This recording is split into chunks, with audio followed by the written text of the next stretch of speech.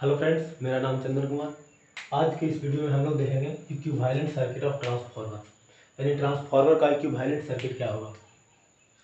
तो ट्रांसफार्मर का equivalent circuit हम लोग निकालते क्यों हैं।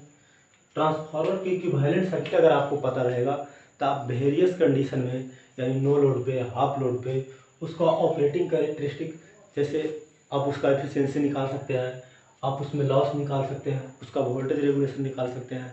ये सब चीज़ आप सिर्फ इक्विवेलेंट सर्किट से निकाल सकते हैं, यानी जो एक्चुअल में जब लोड करेंगे ट्रांसफार्मर को, एक्चुअल में जब लोड देंगे तो उस समय उसका बिहेवियर क्या होगा, कैरेक्टरिस्टिक क्या होगा, वो चीज़ आप सिर्फ इक्विवेलेंट सर्किट से फाइंड आउट कर सकते हैं, निकाल सकते हैं।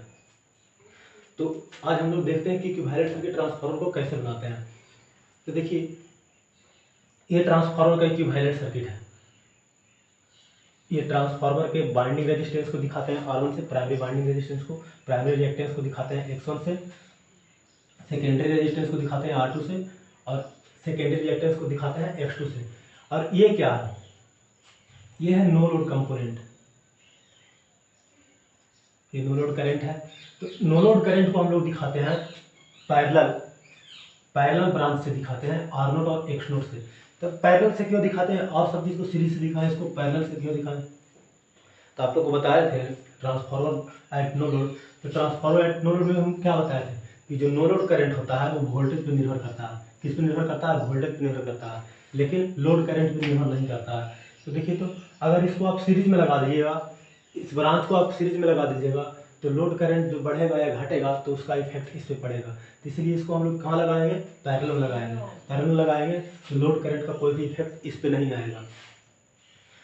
अब देखते हैं, क्योंकि नो लोड करंट जो आई नॉट होता है उसका दो वैल्यू होता है, working component of current I W और आई म्यू, यानी रिएक्टिव कंपोनेंट ऑफ करंट। एक होता है एक्टिव कंपोनेंट ऑफ करंट और दूसरा होता है रिएक्टिव कंपोनेंट ऑफ करंट। तो जब हम लोग फेजर डायग्राम बनाए थे नो लोड पे, ट्रांसफार्मर के नो लोड पे फेजर डायग्राम बनाए थे, तो उसमें देखे थे कि एक्टिव कंपोनेंट ऑफ करंट जो होता है वो वोल्टेज के सेम फेज में होता है, यानी आई डब्ल्यू कुछ इस तरह था, और आई म्यू जो था वो 90 डिग्री लाइक कर रहा था, 90 डिग्री लाइक कर रहा था वोल्टेज। तो इसीलिए जो सेम फेज में रहता है, तो सेम फेज में किस कंपोनेंट से दिखाएं कि उसमें करंट सेम फेज में हो।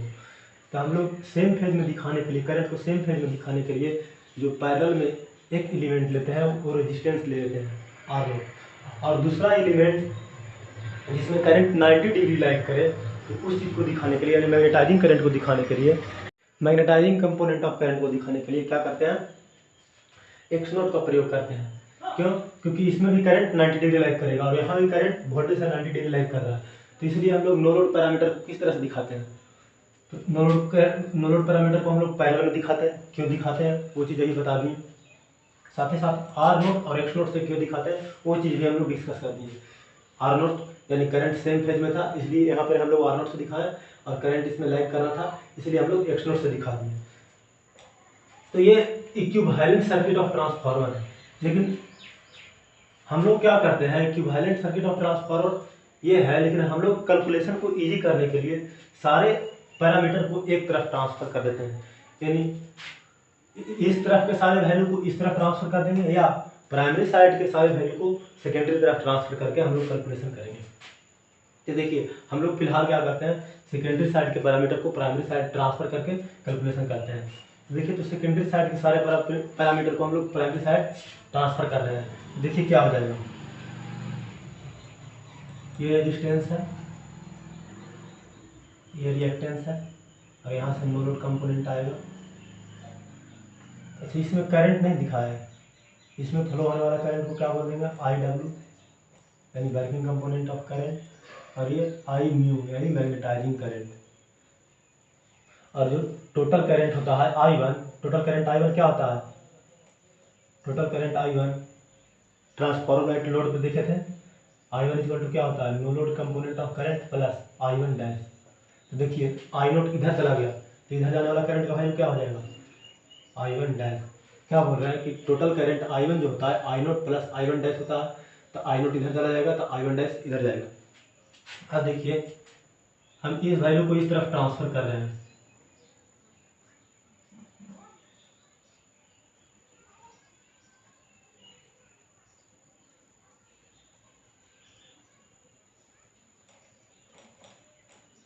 देखिए तो R2 को इधर लाएंगे तो क्या हो जाएगा, वो R2 डैश हो जाएगा, और X2 को इधर लाएंगे तो X2 डैश हो जाएगा, और ये V2 डैश हो जाएगा।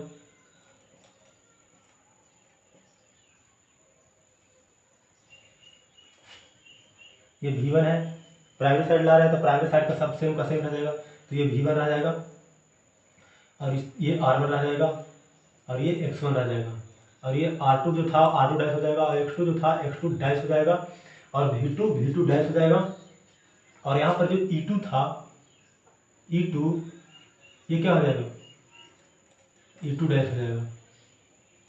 यहाँ से I0 जा रहा था तो I0 जाएगा, और I0 के बाद इधर क्या जा रहा था, I1 डैश, क्या जा रहा था, I1 डैश, तो I1 डैश, और इस चीज़ को यहाँ से दिखाएं तो यहाँ से करंट क्या जा रहा था, I2, तो I1 डैश इक्वल टू लिख सकते हैं I2 डैश। इस करंट को इधर ट्रांसफर करेंगे, इस करंट को इधर ट्रांसफर करेंगे तो क्या हो जाएगा, I2 डैश। अब देखिए ये सब का वैल्यू हम लिखते हैं, तो R2 डैश का वैल्यू क्या हो जाएगा, अगर V2 डैश, ये V2 डैश है, इसका वैल्यू हम V2 के टर्म में लिखना चाहें, V2 डैश, तो V2 यानी सेकेंडरी वोल्टेज को प्राइमरी तरफ रेफर किए हैं, प्राइमरी तरफ आए हैं, तो प्राइमरी तरफ आए हैं यानी प्राइमरी में जो नंबर ऑफ टर्न है बटा सेकेंडरी में जो नंबर ऑफ टर्न है इंटू V2, तो इसको लिखना चाहें तो V2 बटा के लिख सकते हैं, V2 बटा के लिख सकते हैं। देखिए तो V2 डैश इक्वल टू लिख सकते हैं V2 बटा के, इसी प्रकार से E2 डैश इक्वल टू लिख सकते हैं E2 बटा के, और R2 डैश इक्वल टू लिख सकते हैं R2 बाई के स्क्वायर, X2 बाई के स्क्वायर, इसके बराबर लिख सकते हैं। अब देखिए तो एक I2 डैश इक्वल टू लिखना चाहें, I2 डैश इक्वल टू लिखना चाहें तो हम लोग जानते हैं कि वोल्टेज जो लिखते हैं या इम्पीडेंस जो लिखते हैं तो करंट हमेशा उल्टा लिखते हैं, यानी सब जगह के से हम डिवाइड कर रहे हैं प्राइमरी साइड लाने पे, तो यहाँ जो लिखेंगे के से गुना करके लिखेंगे, यानी के I2।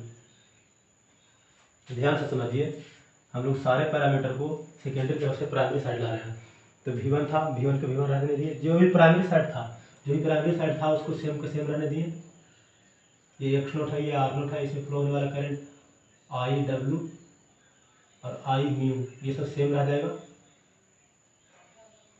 R1 X1 सेम रह जाएगा। यहाँ से देखिए, यहाँ से जो करंट फ्लो हो रहा है I1 डैश, देखिए यहाँ के बाद करंट क्या फ्लो हो रहा है I1 डैश, और इस चीज़ देखिए, यहाँ से देखिए यहाँ से कितना करंट फ्लो हो रहा है I2, तो इसको इस तरफ ट्रांसफर करेंगे तो I2 इक्वल टू क्या हो जाएगा, I2 को इस तरफ ट्रांसफर करेंगे तो हो जाएगा I2 डैश, और यहाँ से देखिए यहाँ से I1 डैश फ्लो हो रहा है और इसको ट्रांसफर करेंगे तो सेम मिल जाएगा, तो वही लिखे हैं I1 डैश, यानी I1 dash equal to I2 dash equal to के I2, I1 dash equal to I2 dash, यानी इसको जब ट्रांसफर करेंगे तो ये यहाँ आएगा, तो सीरीज में आएगा, सेम आएगा, तो ये हो जाएगा I2 डैश। तो यहाँ से हम सब चीज़ को ट्रांसफर कर दिए, इसको बड़ा फिगर में दिखाते हैं, सेम फिगर को मिटा करके हम लोग बड़ा बना रहे हैं, थोड़ा क्लियरली लिख सकें। तो देखिए इस फिगर को देखिए, हम लोग सेकेंडरी पैरामीटर को प्राइमरी तरफ रिफर कर रहे थे, तो V1 R1 X1 R0 X0 ये वैल्यू तो प्राइमरी तरफ ही था, तो ये तो सेम रह जाएगा। इधर से क्या आ रहा है, इधर से E2 था यहाँ पर वोल्टेज, तो ये हो जाएगा E2 डैश यानी E2 बाई के, और ये R2 जो था वो R2 डैश हो जाएगा, X2 जो था वो X2 डैश हो जाएगा, V2 जो था V2 डैश हो जाएगा यानी V2 बाई के। यहाँ तक हम लोग देख लिए थे। अब देखिए इस तरह से है तो हम लोग इस चीज़ को जोड़ सकते हैं, यानी R1 रेजिस्टेंस और R2 रेजिस्टेंस को जोड़ सकते हैं, नहीं जोड़ सकते हैं। क्यों नहीं जोड़ सकते हैं, क्योंकि बीच में शंट पैरामीटर आ जा रहा है, यानी बीच में शंट पैरामीटर आ जाने की वजह से इसको हम लोग जोड़ नहीं सकते हैं। अगर ऐसा हो जाता कि शंट को किसी एक तरफ ट्रांसफर कर देते, इस तरफ या इस तरफ ट्रांसफर कर देते, तो उस कंडीशन में क्या होता, इसको किसी एक तरफ ट्रांसफर कर देते तो ये जो दोनों रेजिस्टेंस है वो जुड़ जाता, दोनों इंडक्टेंस दोनों रिएक्टेंस जो है वो जुड़ जाता। तो जब दोनों जुड़ जाता तो सर्किट और सिंपल हो जाता। तो सोचिए तो इसको इस तरफ ला सकते हैं, यानी इस शंट पैरामीटर को इस तरफ ला सकते हैं। लाने से क्या प्रॉब्लम होगा, लाने से ये प्रॉब्लम होगा कि इधर आ जाएगा, लेकिन हम लोग जानते हैं कि I0 यानी जो नो लोड करंट होता है उसका वैल्यू बहुत ही कम होता है, फुल लोड की अपेक्षा सिर्फ 3 से 5% होता है। तो इसको अगर इधर भी लाएंगे तो कोई ज़्यादा इधर तो आएगा लेकिन बहुत कम आएगा, तो उसको हम लोग नेगलेक्ट कर सकते हैं। तो अब हम लोग क्या किए, सर्किट को सिंपल बनाने के लिए ये जो नो लोड का कंपोनेंट था, यानी शंट पैरामीटर जो था, इसको हम लोग क्या कर रहे हैं, सबसे लेफ्ट में लेकर के चला रहे हैं। यहाँ से क्या कहाँ लेकर के चला रहे हैं, यहाँ पर लेकर के चला रहे हैं। देखिए सबसे लेफ्ट में यहाँ पे लेकर चला है। तो अब किस तरह सर्किट देखेगा, अब जो बाकी जो बच गया उसको R1 X1 R2 dash X2 dash ये इधर हो गया। अब चूंकि हम लोग जानते हैं कि आयरन का वैल्यू बहुत कम होता है, तो कैलकुलेशन के टाइम में इसको हम लोग नेगलेक्ट भी कर सकते हैं। क्या कर सकते हैं, नेगलेक्ट कर सकते हैं। इसको नेगलेक्ट कर देंगे तो बहुत कम ही इधर आएगा, लेकिन जो ये कैलकुलेशन है वो बहुत ज़्यादा सिंपल हो जाएगा। इसको जब हम लोग खत्म कर देंगे तो ईयर बहुत कम आएगा, लेकिन कैलकुलेशन बहुत ज़्यादा सिंपल हो जाएगा। तो अब हम लोग इसको ही खत्म कर दे रहे हैं। क्यों, क्योंकि नो लोड करंट का वैल्यू बहुत कम होता है। तो इसको भी अगर हम खत्म कर देंगे तो सर्किट किस तरह से दिखने लगेगा, सर्किट किस तरह से दिखने लगेगा। अब दोनों रेजिस्टेंस को एक जगह दिखा देते हैं और दोनों रिएक्टेंस को एक जगह दिखा देते हैं। यहाँ पे V1 है, यहाँ पे V2 डैश है, V2 डैश यानी V2I के R1 R2 dash X1 X2 dash, ये V1 है और ये V2 डैश है यानी V2I के। क्या किए, सबसे पहले हम लोग क्या किए, इक्विवेलेंट सर्किट बनाए। इक्विवेलेंट सर्किट बनाने के बाद क्या किए, सारे सेकेंडरी पैरामीटर को प्राइमरी तरफ ट्रांसफर किया। क्या किया, प्राइमरी तरफ ट्रांसफर किया। प्राइमरी तरफ ट्रांसफर करने के बाद ये जो शंट वाला ब्रांच था इसको सबसे लेफ्ट में लेकर के आए। लेफ्ट में किस लिए लाए, क्योंकि कैलकुलेशन आसान हो जाए। बीच में रहने से कैलकुलेशन थोड़ा कॉम्प्लिकेटेड हो रहा था, तो इसको हम लोग सबसे लेफ्ट में लाए। तो लेफ्ट में लाए उसके बाद क्या किए कि इसको हम लोग नेगलेक्ट कर दे रहे हैं, यानी इसको खत्म कर दे रहे हैं। क्यों खत्म कर दे रहे हैं, क्योंकि आयरन करंट का वैल्यू बहुत कम होता है। अगर इसको हम लोग खत्म कर देंगे तो कैलकुलेशन बहुत ज़्यादा सिंपल हो जाएगा। क्या हो जाएगा, बहुत ज़्यादा सिंपल हो जाएगा। अब देखिए सिर्फ एक लूप बन रहा है, यानी एक सिर्फ सर्किट बन रहा है। अब इसको बहुत इजीली सोल्व कर सकते हैं हम लोग। अब दोनों रेजिस्टेंस को हम एक जगह, दोनों रिएक्टेंस को एक जगह हम लोग दिखा सकते हैं। देखिए तो दोनों रेजिस्टेंस को जोड़ दे रहे हैं और एक जगह दिखा दे रहे हैं।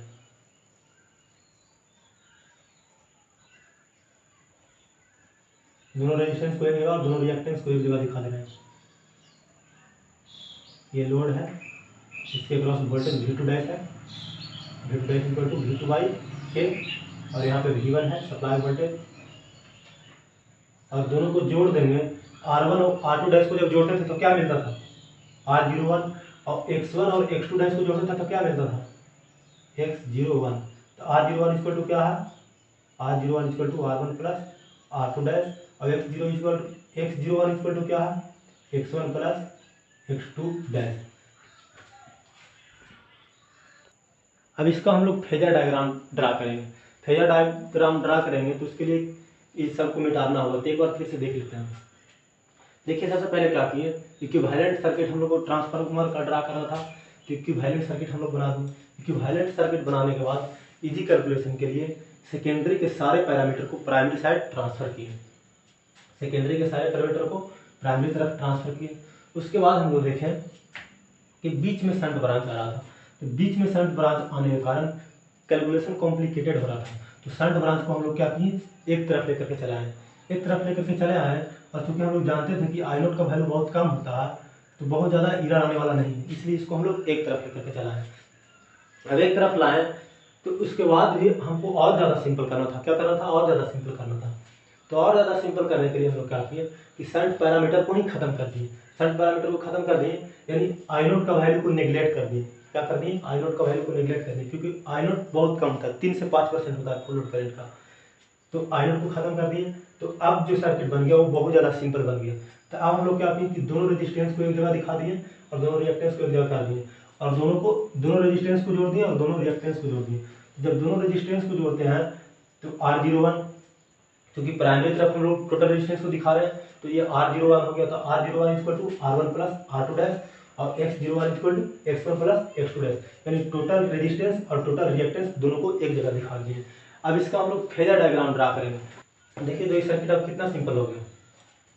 RL सर्किट और साथ में लोड लगा हुआ है, यानी RL हो गया, RL के साथ में लोड लगा हुआ है। ये सीरीज सर्किट को बहुत आसानी से हम लोग सोल्व कर सकते हैं। देखिए तो इसको सोल्व करते हैं। यहाँ पे V1 है, यहाँ पे V2 डैश यानी V2I के है। यहाँ से करंट फ्लो हो रहा है I1, और यहाँ से ये I2 डैश, इसको बोल रहे थे I2 डैश। तो चूंकि I1 इक्वल टू था I2 डैश प्लस आई नोट। तो आई नोट को हम लोग क्या किए हैं, निगलेक्ट कर दिए हैं। तो I1 equal to I2 dash, I1 equal to I2 dash. तो I1 और I2 डैश सेम ही है, तो इसको हम बोल सकते हैं, यहाँ पर भी I1 दिखा सकते हैं या यहाँ पर भी I2 डैश दिखा सकते हैं। तो यहाँ पर भी I1 हम लोग लिख सकते हैं। तब देखिए इसका हम लोग को फेजर डायग्राम ड्रा करना है। क्या ड्रा करना है, फेजर डायग्राम। तो हम लोग फेजर डायग्राम ड्रा करते हैं। हम लोग आउटपुट वोल्टेज यानी V2 डैश को रेफरेंस ले रहे हैं, आउटपुट वोल्टेज V2 डैश को रेफरेंस ले रहे हैं। देखिए तो ये हो गया V2 डैश। मान के चल रहे हैं कि RL सर्किट है, ये जो लोड है वो RL है।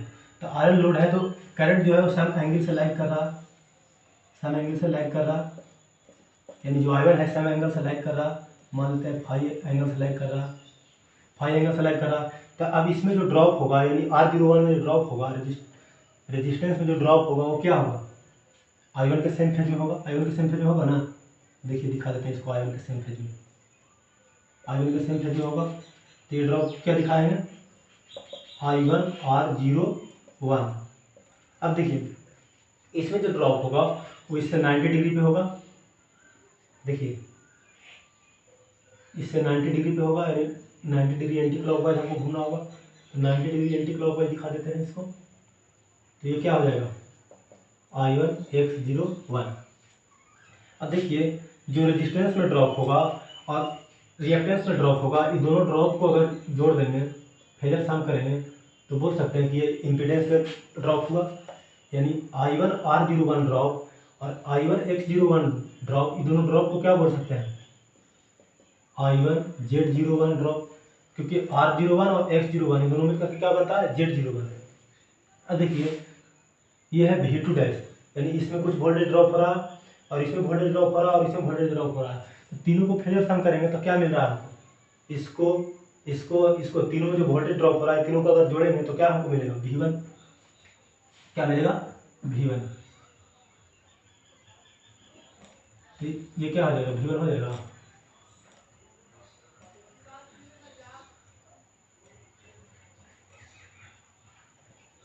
ये हो जाएगा V1।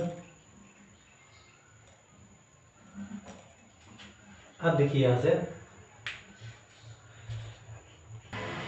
V2 को आप क्या लिए हैं, रेफरेंस लिए हैं, V2 डैश को रेफरेंस लिए हैं।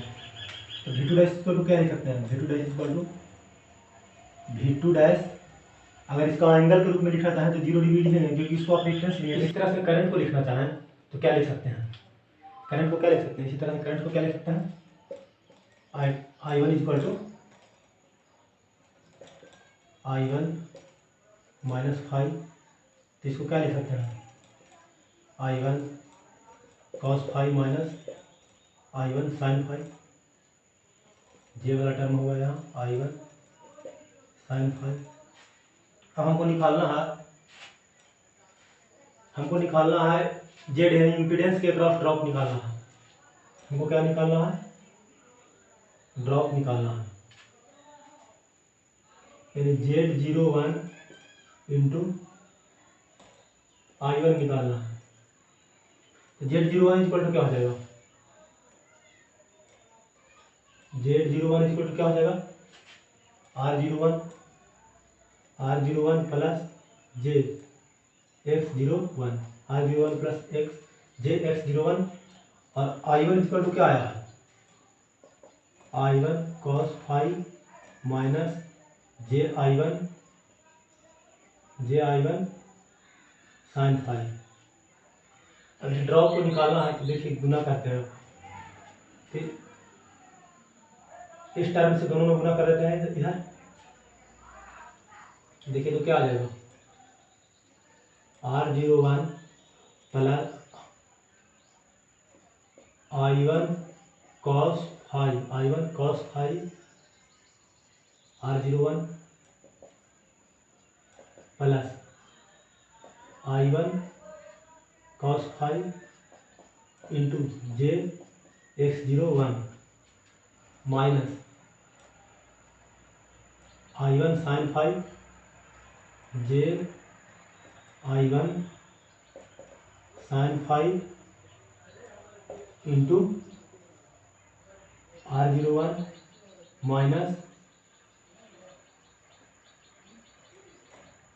Minus J I1 sine five into J(x01). अब देखिए इसको गुना किए तो इतना आया। यहाँ देखिए j इंटू जे जब गुना होगा तो जे स्क्वायर होगा, तो जे स्क्वायर इक्वल टू -1 होता है। तो -1 इंटू -1 ये प्लस हो जाएगा, तो ये प्लस हो जाएगा। तो इसको क्या लिख सकते हैं, देखिए ये जे को और ये जे को मिटा देते हैं, और जे गुना होकर के जे स्क्वायर इक्वल टू -1 हो गया। तो -1 से इसको गुना करेंगे तो ये प्लस हो जाएगा। तो देखिए इतना आ गया। अब देखिए हम लोग क्या कर सकते हैं, जे वाला टर्म को एक अलग कीजिए और इस टर्म को अलग कीजिए, तो क्या हो जाएगा। देखिए तो जे वाला टर्म कहाँ कहाँ है, एक यहाँ इसमें जे है और एक इसमें जे है। ये हो जाएगा I1 सब में है, I1 लेते हैं हम लोग, कॉमन लेते हैं। तो ये क्या हो जाएगा R01 cos फाइव प्लस, देखिए इसमें भी जे वाला टर्म नहीं है तो इसको लिखेंगे। ये हो जाएगा X01 sine five plus JI1 minus JI1 plus में लिख देते हैं, क्योंकि एक प्लस टर्म है एक माइनस टर्म है, तो पहले इसको लिख देंगे, प्लस लिख रहे थे। JI1 इसको हम क्या करेंगे I1, तो इसमें बचेगा क्या, JI1 कॉमन लेंगे तो cos फाइव X01 यानी X01 cos फाइव माइनस ये वाला टर्म बच जाएगा। तो JI1 कॉमन ले लिए हैं, तो R01 साइन फाइव। अब हम लोग Z01 ड्रॉप को, यानी इसके क्रॉस जो ड्रॉप है उसको हम लोग यहाँ पर लिखते हैं। तो Z01 I1, तो इसका वैल्यू निकाल करके हम लोग क्या लाए, इतना लाए, तो इसको लिखते हैं। तो कितना आया I1 R01 cos five plus X01 sine five plus JI1 X01 cos five minus R01 sine five.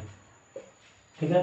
अब देखिए हम लोग यहाँ से क्या देख रहे हैं कि V1 इक्वल टू क्या लिख सकते हैं, V1 equal to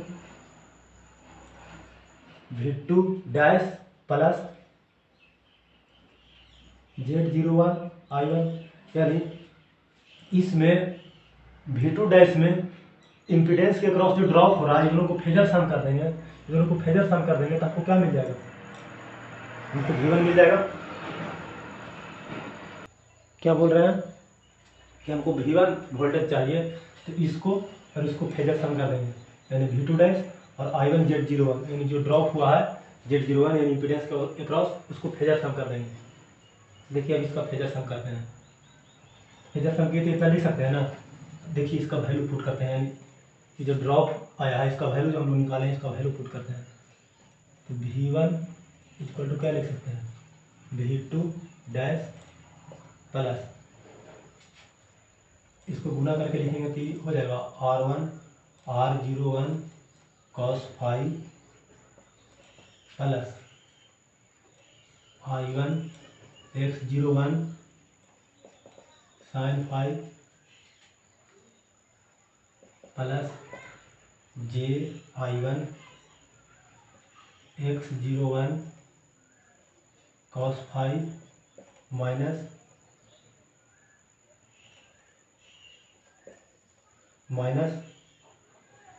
I1 R01 sine five. J को बाहर निकाल दिया, देखिए जे वाला टर्म है। अब हम लोग क्या करते हैं, अच्छा V2 को रेफरेंस माने हैं, यानी V2 का एंगल 0 डिग्री है, V2 का एंगल 0 डिग्री है, यानी V2 में भी जे वाला टर्म नहीं आएगा। अब देखिए इसको हम लोग निकालते हैं वैल्यू, तो वैल्यू निकालने के लिए क्या करेंगे, अगर यानी मैग्नीट्यूड निकालना चाहें, V1 का हम लोग मैग्नीट्यूड निकालना चाहें तो क्या करेंगे, अंडर रूट, जैसे देखिए Z इक्वल टू होता था R प्लस जे एक्सेल का आप लोग क्या करते थे, जेड का अगर मैग्नीट्यूड निकालना रहता था तो क्या करते थे, under root R square plus X L का स्क्वायर।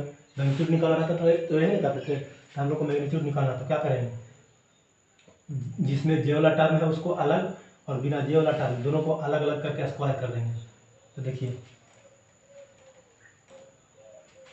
क्या करेंगे, यहाँ से V2 dash plus I1 R01 cos five plus I1 X01 sin five, इसका स्क्वायर करेंगे plus I1 X01 cos five minus I1 R01 sin five, इसका स्क्वायर कर देंगे और ये पूरा का अंडर रूट करेंगे तो हमको V1 का वैल्यू मिल जाएगा। लेकिन इसका वैल्यू, ये जो वैल्यू आ रहा है, तो देखिए इसमें से समथिंग घटेगा, तो ये वैल्यू जो हम लोग देखते हैं, प्रैक्टिकली देखते हैं, तो ये वैल्यू जो टोटल आता है ये बहुत ही कम आता है। तो हम लोग रीजनेबल एक्यूरेसी पे, मतलब कि इसको अगर हटा भी दें तो बहुत ज़्यादा एरर नहीं आएगा। तो रीजनेबल एक्यूरेसी पे हम लोग क्या कर सकते हैं, इसको नेगलेक्ट कर सकते हैं। जब इसको नेगलेक्ट कर देंगे तब कितना आएगा V1, देखिए तो अब V1 कितना आएगा, V1 equal to under root V2 dash plus I1 R01 cos five plus I1 X01 sin five, इसका स्क्वायर, क्योंकि इसको नेगलेक्ट कर दिए हैं। अब देखिए स्क्वायर से रूट खत्म हो जाएगा, इससे ये खत्म हो जाएगा, तो इसको खत्म कर देते हैं,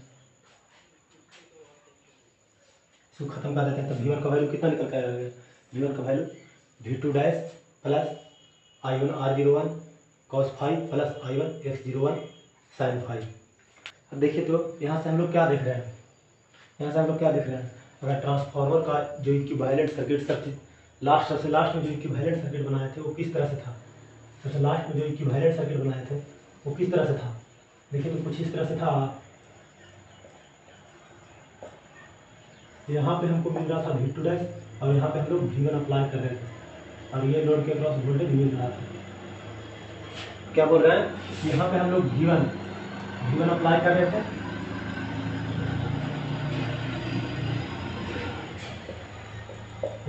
V1 अप्लाई कर रहे थे और यहाँ पे हम लोग को V2 डैश मिल रहा था। देखिए तो V1 इक्वल टू क्या मिल रहा है, V2 डैश में ये दोनों को जोड़ रहे थे। देखिए तो ये V2 डैश यानी आउटपुट वोल्टेज हमको मिल रहा है, ये आउटपुट वोल्टेज मिल रहा है। तो हम लोग यहाँ से क्या कर सकते हैं, ये जो इतना ट्रांसफार्मर के अंदर ड्रॉप हो रहा है, ये इतना ड्रॉप हो रहा है। चलिए समझिए क्या बोल रहे हैं कि हम लोग जो लास्ट वाला सर्किट बनाए थे वो कुछ इस तरह से आया था।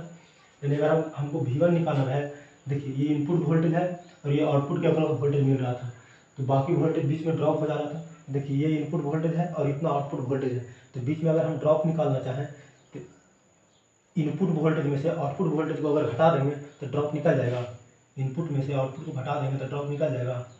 देखिए तो अगर इनपुट में से यानी V1 माइनस V2 डैश निकाले तो क्या हो जाएगा, I1 R01 cos five plus I1 X01 sin five. ये क्या है, ट्रांसफार्मर के अंदर इतना ड्रॉप हो रहा है, यानी बोल सकते हैं drop in transformer,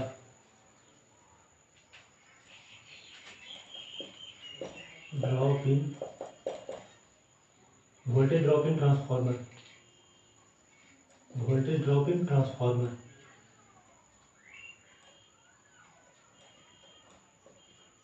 I1 R01 cos five plus I1 X01 sin five. ये कब आ रहा था, हम लोग क्या मान करके चले थे, जब पावर फैक्टर लैगिंग था, इंडक्टिव लोड लिए थे ना हम लोग। अगर यही लीडिंग पावर फैक्टर लेते तो लीडिंग पावर फैक्टर के केस में जो वोल्टेज ड्रॉप आएगा वो आएगा I1 R01 cos five minus I1 X01 sine phi power factor leading. हम लोग लैगिंग पावर फैक्टर लेकर के कर रहे थे तो इतना आया था, यानी इतना आया था। अगर वही लीडिंग पावर फैक्टर लेकर के आप निकालिएगा तो वोल्टेज ड्रॉप का वैल्यू कितना आएगा, कितना आएगा।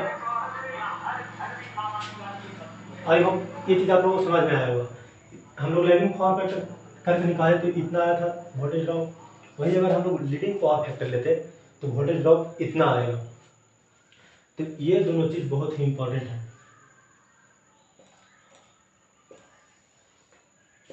इस चीज़ को याद रखिएगा, ये जो बॉक्स के अंदर बनाया है कि पावर फैक्टर जब लैगिंग हो रहेगा तो उस केस में ड्रॉप कितना होगा, जब लीडिंग में रहेगा तो उस केस में ड्रॉप कितना होगा। अब हम लोग क्या कर रहे हैं, पहले केस में क्या किया था कि सेकेंडरी के सारे पैरामीटर को प्राइमरी साइड लेकर चलाए थे। अब हम लोग प्राइमरी के सारे पैरामीटर को सेकेंडरी साइड लेके जा रहे हैं। ध्यान रखिए यहाँ पे हम लोग नो लोड पैरामीटर को नहीं दिखाए हैं, उसको नेग्लेक्ट करके चल रहे हैं। देखिए सेकेंडरी तरफ का वोल्टेज V2 लोड के क्रॉस वोल्टेज V2 था, X2 R2 ये सब सेकेंडरी साइड था। प्राइमरी को सेकेंडरी तरफ ले गए, क्या क्या ले गए, V1 को ले गए सप्लाई वोल्टेज को, तो V1 को ले गए तो V1 डैश हो गया, तो V1 डैश इक्वल टू क्या हो जाएगा, V1 डैश इक्वल टू क्या हो जाएगा। तो प्राइमरी से ले जा रहे हैं सेकेंडरी तरफ, तो सेकेंडरी तरफ ले जा रहे हैं तो सेकेंडरी का नंबर ऑफ टर्न N2, और कहाँ से ले जा रहे हैं प्राइमरी से बाई N1 इंटू V1, यानी लिख सकते हैं इसको K V1, तो यही लिखनी है K V1। इसी तरह से R1 X1 ये सब को भी आप लिख सकते हैं, K स्क्वायर R1 हो जाएगा ये, और K स्क्वायर ये सब चीज़ बता चुके हैं, K स्क्वायर R1 हो जाएगा, R1 डैश का वैल्यू X1 डैश का वैल्यू हो जाएगा K स्क्वायर X1। तो अगर इसको फिर से सिंप्लीफाई करेंगे तो R1 डैश और R2 दोनों जुड़ करके R02 हो जाएगा, सेकेंडरी साइड दिखा रहे हैं तो R02 हो जाएगा, और ये X02 हो जाएगा। दोनों रिएक्टेंस और दोनों रेजिस्टेंस को जोड़ेंगे तो R02 और X02 हो जाएगा। अब इसके बाद इसका हम लोग फेजर डायग्राम ड्रा करना चाहें, हम लोग इसमें भी मान के चल रहे हैं कि जो हम लोग को ये जो लोड है ये क्या है, इंडक्टिव है। तो इसका अगर हम लोग फेजर डायग्राम ड्रा करना चाहें तो उसी तरह से हम लोग फेजर डायग्राम ड्रा करेंगे। V2 को रेफरेंस लेंगे और हम लोग मान क्या रहे हैं कि लोड इंडक्टिव है। जब इंडक्टिव लोड है तो करंट क्या करेगा, लाइक करेगा। करंट इसमें क्या होगा, I2 करंट होगा। सेकेंडरी की तरफ प्रीफर किया तो सेकेंडरी का करंट ही होगा, तो सेकेंडरी का करंट क्या होगा, I2 सम एंगल फाई से लाइक करेगा। अब जब ये V2 हो गया, ये I2 हो गया, हमको दिखाना है ये इसमें R02 में ड्रॉप, तो R02 में जो ड्रॉप होगा वो I2 के सेम फेज में होगा, सेम फेज में दिखा दिए I2 R02। इसके बाद हमको इसमें ड्रॉप दिखाना है, तो इसमें जो ड्रॉप होगा वो 90 डिग्री लीड करेगा। इसमें रेजिस्टेंस के क्रॉस जो ड्रॉप होगा उससे 90 डिग्री लीड करेगा ये इसमें ड्रॉप, तो ये हो जाएगा I2 X02। अब रेजिस्टेंस के ड्रॉप और इसके ड्रॉप दोनों को मिलाएंगे तो इसको बोल सकते हैं इम्पीडेंस के क्रॉस ड्रॉप। तो इसको और इसको मिलाएंगे तो ये जो मिलेगा, इसको और इसको मिलाने से जो ये मिलेगा इसको बोल देंगे I2 Z02, यानी इम्पीडेंस का टोटल ड्रॉप। तो ये हो जाएगा, और ये तीनों को मिलाएंगे यानी V2, देखिए V2 इसमें ड्रॉप और इसमें ड्रॉप और इसमें ड्रॉप, तीनों के ड्रॉप को जोड़ेंगे तो फेजर सम जो मिलेगा उसको बोल देंगे V1 डैश। क्या बोल देंगे, V1 डैश, V1 डैश। तो ये मिल गया हमको V1 डैश। तो V1 डैश इक्वल टू आप निकालिएगा जिस तरह से हम लोग पहले निकाले थे, तो V1 डैश इक्वल टू आएगा V2 plus I2 R02 cos phi plus I2 X02 sine phi. तो यहाँ से निकालिएगा तो वोल्टेज ड्रॉप क्या आ जाएगा, तो देखिए तो वोल्टेज हमको लोड के क्रॉस वोल्टेज कितना मिल रहा है V2, और हम लोग यहाँ से अप्लाई कितना कर रहे हैं, V1 डैश अप्लाई कर रहे हैं। तो इसमें जो घट करके यानी जो इनपुट में हम लोग अप्लाई कर रहे हैं और आउटपुट में जो हमको मिल रहा है, तो ये दोनों का अगर अंतर देखेंगे तो वही बीच में ड्रॉप हो रहा होगा। तो दोनों का अंतर हम लोग देखें, दोनों का अंतर देखें तो इसमें से इसको घटा दीजिए तो बाकी इतना भी बच जाएगा, यही ड्रॉप होगा। तो चूंकि हम लोग ये देख रहे थे तो शुरू में मान करके चले थे कि पावर फैक्टर क्या है, लैगिंग है, यानी इंडक्टिव लोड लिए थे। तो इंडक्टिव लोड लिए थे, लैगिंग पावर फैक्टर का लोड लिए थे, तब उस केस में इतना आ रहा है, यानी इतना आ रहा है। वही अगर लीडिंग पावर फैक्टर लेकर के कैलकुलेशन करते तो इस प्लस की जगह पर माइनस हो जाता सिर्फ। आई होप ये चीज़ आप लोगों को समझ में आया होगा। आगे देखेंगे अगले वीडियो में।